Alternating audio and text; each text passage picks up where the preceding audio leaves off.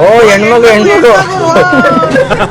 ಪಾನಿಪುರಿ ಅಂದ್ರೆ ಎಣ್ಣೆ ಐಕ್ಳು ಅಂದ್ರೆ ಪಾನಿಪುರಿ ಅಂತಾರೆ. ಆದ್ರೆ ತಿನ್ನೋದ್ರಲ್ಲಿ ಮಾತ್ರ ಅಲ್ಲ, ಮಾಡೋದ್ರಲ್ಲೂ ನಾವ್ ಯಾರಿಗೂ ಕಮ್ಮಿ ಇಲ್ಲ ಅಂತ ಚನ್ನಪಟ್ಟಣದಲ್ಲಿ ಒಬ್ರು ಅಕ್ಕ ಪಾನಿಪುರಿ ಹಾಕ್ತಾರೆ. ಒಂದ್ಸತಿ ತಿಂದ್ರು ಸಾಕು ಪುನಃ ಬಂದ್ ತಿನ್ಮ ಅನಿಸ್ತದೆ, ಅಷ್ಟು ಚೆನ್ನಾಗಿರ್ತದೆ ಟೇಸ್ಟ್. ಚನ್ನಪಟ್ಟಣದಲ್ಲಿರುವಂತ ಆದೀಶ್ವರ ಶೋರೂಮ್ ಎದುರುಗಡೆ ಚಿಕ್ಕದಾಗಿ ಒಂದ್ ಪಾನಿಪುರಿ ಅಂಗಡಿ ಇಟ್ಕೊಂಡವ್ರೆ ಅಕ್ಕ. ಇದ್ರ ಹೆಸರು ಶ್ರೀ ಲಕ್ಷ್ಮೀ ವೆಂಕಟೇಶ್ವರ ಪ್ರಸನ್ನ. ಇಲ್ಲಿ ಪಾನಿಪುರಿಯ ತಿನ್ನೋಕೆ ಜನ ಎಷ್ಟು ವೆಯ್ಟ್ ಮಾಡ್ತಾರೆ ಅಂತಂದ್ರೆ ಅದ್ರಲ್ಲಿ ನಾವು ಒಬ್ರು. ದಹಿಪುರಿ, ಪಾನಿಪುರಿ, ಮಸಾಲ್ ಪುರಿ, ಬೇಲ್ಪುರಿ ಅಂತ ತುಂಬಾ ವೆರೈಟಿ ಮಾಡ್ತಾರೆ. ಆದ್ರೆ ಟೇಸ್ಟ್ ಮಾತ್ರ ಎಲ್ಲಾದು ಒಂದಕ್ಕಿಂತ ಒಂದು ಸೂಪರ್ ಆಗಿರ್ತದೆ. ನಿಜ ಹೇಳ್ರಿ, ವಿಡಿಯೋದಲ್ಲಿ ನೋಡ್ತಾ ಇರೋ ನಿಮ್ಗೆ ಈ ಪಾಟಿ ಬಾಯಲ್ಲಿ ನೀರ್ ಬರ್ತಾ ಇರ್ಬೇಕಾರೆ ನಾನ್ ಮುಂಚೆನೆ ನಿಂತವ್ನಿ, ಇನ್ನೆಷ್ಟು ಬಾಯಲ್ಲಿ ನೀರ್ ಬರ್ಬೇಡಿ ಹೇಳ್ರಿ. ಇರೋದೊಂದ್ ಜೀವನ ಉಣ್ಕ ತಿನ್ಕ ಚೆನ್ನಾಗಿರ್ಬೇಕು ಅಂತ ನಮ್ ಪುನೀತ್ ಅಣ್ಣನೇ ಹೇಳ್ಬಿಟ್ಟು ಹೋಗವ್ರೆ. ಇರೋದೊಂದ್ ಜೀವನ, ಹಿಂದೇನಾಯ್ತು ನೆನ್ಪಿಲ್ಲ, ಮುಂದೇನಾಗುತ್ತೋ ಗೊತ್ತಿಲ್ಲ.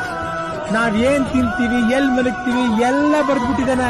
ನಾನ್ ಹೇಳೋದು ಇಷ್ಟೇ ಸ್ನೇಹಿತರೆ, ಯಾರಂಗಲ್ಲೂ ಬದುಕಬಾರ್ದು, ನಮ್ ಕಾಲ್ ಮೇಲೆ ನಾವು ನಿಂತ್ಕೋಬೇಕು ಅಂತ ಈ ಅಕ್ಕ ಇಷ್ಟೆಲ್ಲ ಕಷ್ಟಪಟ್ಟು ಇಷ್ಟೊಂದು ಟೇಸ್ಟ್ ಆಗಿ ಪಾನಿಪುರಿನ ಮಾಡ್ಕೊಡ್ತಾವ್ರೆ. ವಿಡಿಯೋ ನೋಡ್ತಾ ಇರೋ ಸ್ನೇಹಿತರು ನಿಮ್ ಫ್ರೆಂಡ್ಸ್ ಫ್ಯಾಮಿಲಿ ಜೊತೆ ಹೋಗಿ ಒಂದ್ಸತಿ ಟೇಸ್ಟ್ ಮಾಡಿ. ತುಂಬಾ ದಿನದಿಂದ ತಿಂತಾರೋರ್ ಬಗ್ಗೆ ಅಭಿಪ್ರಾಯ ಕೇಳೋಣ. ಮಂಡ್ಯದಿಂದ ಬಂದು ಚನ್ನಪಟ್ಟಣದಲ್ಲಿ ಪಾನಿಪುರಿ ತಿಂತಾ ಇದ್ರಿ, ಯಾಕೆ ಇಲ್ಲೇ ಬಂದು ತಿನ್ಬೇಕು ನೀವು?